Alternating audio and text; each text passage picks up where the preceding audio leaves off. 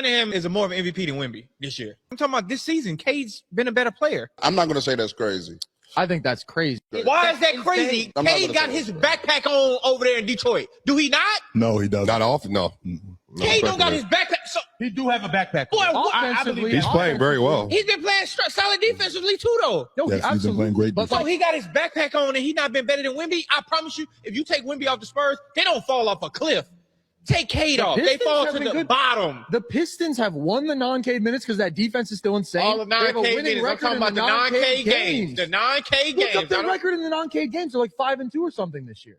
Remember when I told y'all Cade Cunningham was the MVP weeks ago, and y'all looked at me like I was fucking crazy. Y'all was in my comments talking about, well, Luka's just a better player. It's just impossible. Anthony Edwards is better than him. How about 42, 12, and 8 on the New York Knicks in Madison Square Garden? If anybody looking for a belt, if anybody need to borrow my belt, I left it in Madison Square Garden. Every single time the Knicks tried to make a push and get close to gaining some momentum and gaining some type of offensive rhythm in this game, Cade shut them down on the defensive end and went and scored a bucket. Whether it was a three, whether it was a mid-range turnaround pull-up, whether it was a floater, whether it was a layup, he did whatever he wanted to the Knicks out there because our perimeter players are too strong and too athletic for the Knicks perimeter players. Period. Point blank. And if we shooting good, they have no hopes to guard us. So once again, Cade Cunningham is the best player on the best team in the NBA, and it's not close. Pistons don't get blown out. They don't lose big close. They don't lose big games.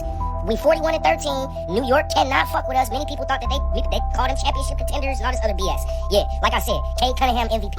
If Shea misses enough time to get out of the 65 games, because Jokic has to play basically every game. Jokic is out to me. Yeah, it's like. And then also like almost like process by elimination. And Thunder are losing a little bit. They have the same record. Like the Pistons are obviously a worse team with like if there's no Cade, it's and he's also it could be fatigue of already given SGA it. But also Shea might be not eligible.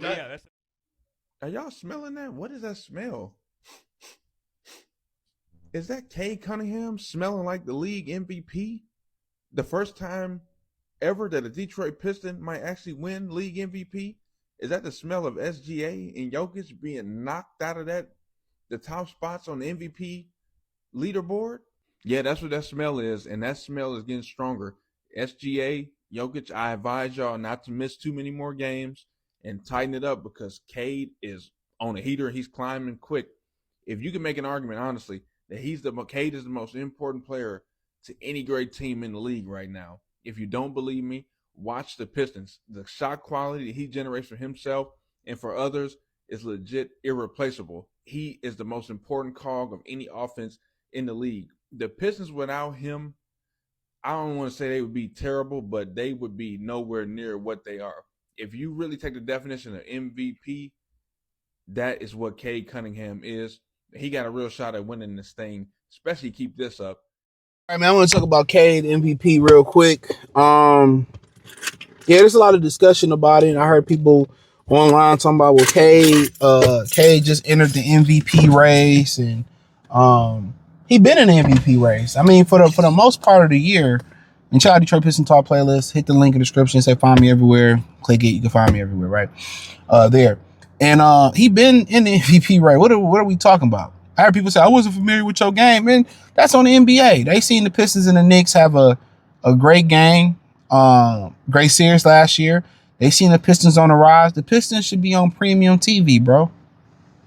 The Pistons should be on TV damn near as much as the Lakers are. The Lakers on TV and nobody give a fuck. Put your best product on the TV. That's why you hurt brands. This is why a lot of guys be breaking their neck to go to Miami or breaking their neck to go to LA. You know, they have to start. They knew the Pistons was going to be a hot team this year.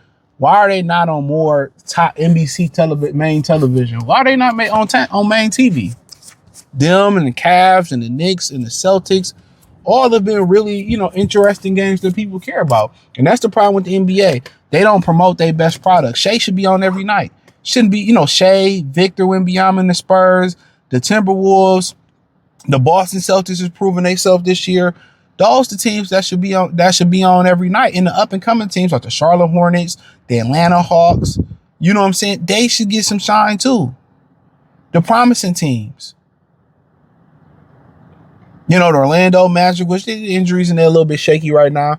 But yeah, that's my opinion. But to keep it a beam, bro, He been in the MVP race, and it's been a 3-man race at the top. It's been Shea Gilgeous-Alexander, Jaylen Brown, and Cade Cunningham. And Cade Cunningham is clearly leading the race. When you talking about valuable, he's most valuable to his team.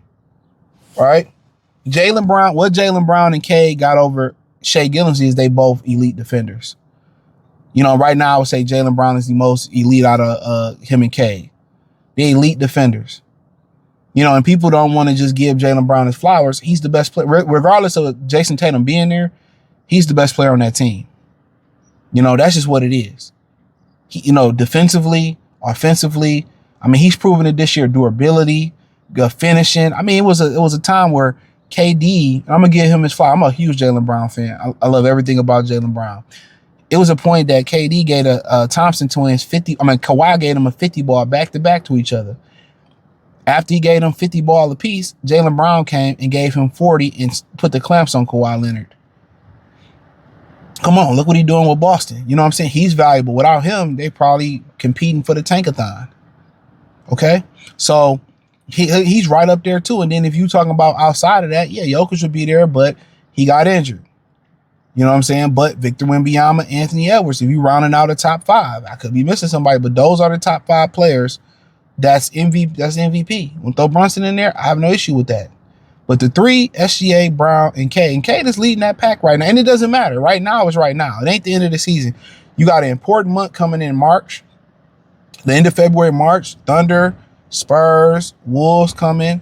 3-1-3 day, I believe it's the Memphis Grizzlies. The day before that, it's not nobody good. I think it's Brooklyn or something like that. So you got other games coming. I think you got LeBron and them coming here. If they play, and who knows? Play the Spurs twice, play Oklahoma City twice. So yeah, at the end of the day, they got big games coming up. They got a lot of big games coming up. So it don't mean nothing that you're the MVP right now.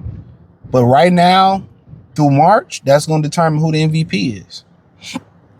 And if you, Cade, look at the turnaround. Its storyline is there. The turnaround is there. You got Cade Cunningham, who they turned it around. They wasn't as bad as the record seemed. They lost a lot of close games that they just didn't know how to close out. And JB Bickerstaff made some adjustments, gave him some structure, gave him some discipline. You know what I'm saying? Brought a good coaching staff in. And for the most part, it worked. And it turned around quick. So, yeah, it ain't no doubt about it. But people ain't familiar because he doesn't get the popularity. See, Shea was in the same position. In the Clippers, the Thunder, they had to earn it. So, he on another level too. He's an amazing ball player. What he doing out there, he ain't selfish. He take the shots that he got to take. But when it's time for Jalen Williams and Shad and Pastor, he's a tremendous player. Ain't nothing not to like about Shea Gilgeous-Alexander. The attitude, you want to say he a foul merchant? He had one of the greatest lines about them calling him a foul merchant. He said, I was shooting the same free throws when we was losing. Nobody said it was complaining about it. We start winning, this becomes a problem because it's a spotlight. Like I said, I'm all for Shea Gilgeous-Alexander. Huge fan of his. He's a killer. Love what the Thunder built, Great ball team. Sam Presti is one of the best modern GMs ever. Like I said, my man's that was coaching was he the coach of where Gordon Hayward went. What was the name of that school? Well, I think he was a coach there, and now he was a coach over there. I forget his name, Brad something. And now he's GM of the Celtics. He's done an amazing job. So, ultimately, Cade is he's been everything you wanted a number 1 pick. And the last few number 1 picks, him, Anthony Edwards, Paolo just, the Magic ain't took the jump that they thought they would. I thought that they would. I liked Orlando. I like when they play us. But last few of them, some of them has been really good. So, at the end of the day, he clear cut the MVP right now. Y'all know I'm very objective. So he's the MVP right now. But right now, I don't mean nothing. But defensively, charisma, what you talking about, dunks, playmaking ability, shooting, you know what I'm saying? Making his teammates better, their leadership. Also talking about the citizenship on and off the floor. And obviously he one of them guys that, he had to earn it. He don't get the foul calls. Is it because he's such a big guard? It's kind of like Shaq. They could have called a foul on Shaq on every play. But is it because he a big guard that they don't want to give him the foul call? That's understandable too. So, yeah, man, it's up. You know, it's up, man, in my opinion, man. But I appreciate y'all. Thumbs up the video, share the video, subscribe to the channel. Peace. When was a moment that you go, hey, yo, Cade is that dude? There's just been so many of them. It's like one night you'll see something, you'll be like, damn, that boy's cold, right? I remember like Dwayne Wade, right? Like when Dwayne Wade became Flash. Like I remember that year specifically when he was like falling down backwards and just throwing the ball up over his head and it was just going in. Like Cade is in that stage now where he just believes that he's different. You and I were laughing about the Matrix, right? When Neo believed he was the one. Like Cade believes he's the one now. If the season ended today, Cade Cunningham's the MVP hands down. I would agree. If the MVP is the person that's most important to winning, with the record that we have and the weight that he carries, there's no doubt in my mind that he's the MVP. You talk about a guy who, you know, on any given night will guard the other team's best player and still have to carry the burden that he carries on the offensive end for us. You talk about a guy who never takes away from his teammates, only gives to his teammates. He doesn't suffocate his teammates so that they can't grow. He gives them opportunity to grow, opportunity to spread their wings. Like, there's no doubt in my mind that he would be the MVP if the season ended today.